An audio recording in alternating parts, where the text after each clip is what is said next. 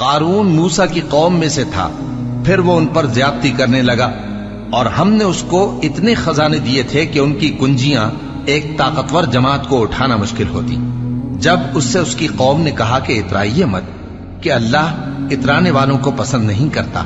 اور جو مال تم کو اللہ نے عطا فرمایا ہے اس سے آخرت کی بھلائی طلب کیجیے اور دنیا سے اپنا حصہ نہ بھلائیے، اور جیسی اللہ نے تم سے بھلائی کی ہے ویسی تم بھی لوگوں سے بھلائی کرو، اور ملک میں طالب فساد نہ ہو، کیونکہ اللہ فساد کرنے والوں کو دوست نہیں رکھتا۔ وہ بولا کہ یہ مال مجھے میرے ایک ہنر کے سبب ملا ہے۔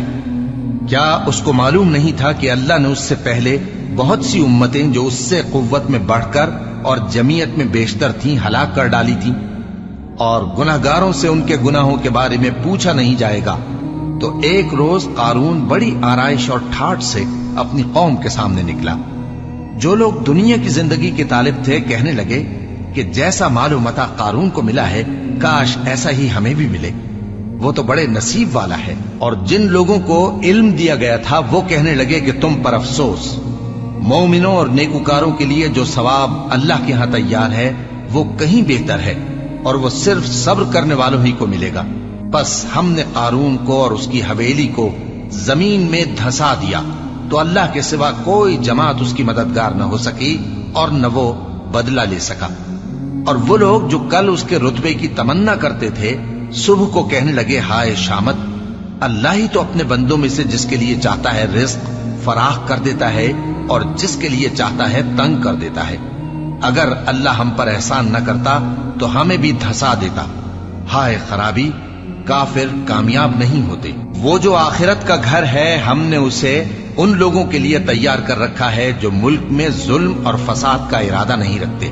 اور انجام نیک تو پرہیزگاروں ہی کا ہے۔ جو شخص نیکی لے کر آئے گا اس کے لیے اس سے بہتر صلہ ہوگا، اور جو برائی لائے گا تو جن لوگوں نے برے کام کیے ان کو بدلہ بھی اسی طرح کا ملے گا جس طرح کے وہ کام کرتے تھے۔ اے پیغمبر، جس اللہ نے تم پر قرآن کے احکام کو فرض کیا ہے وہ تمہیں پہلی جگہ لوٹا دے گا۔ کہہ دو کہ میرا پروردگار اس شخص کو بھی خوب جانتا ہے جو ہدایت لے کر آیا، اور اس کو بھی جو کھلی گمراہی میں ہے۔ اور اے نبی، تمہیں امید نہ تھی کہ تم پر یہ کتاب نازل کی جائے گی، مگر تمہارے پروردگار کی مہربانی سے نازل ہوئی، سو تم ہرگز کافروں کے مددگار نہ ہونا، اور وہ تمہیں اللہ کی آیتوں کی تبلیغ سے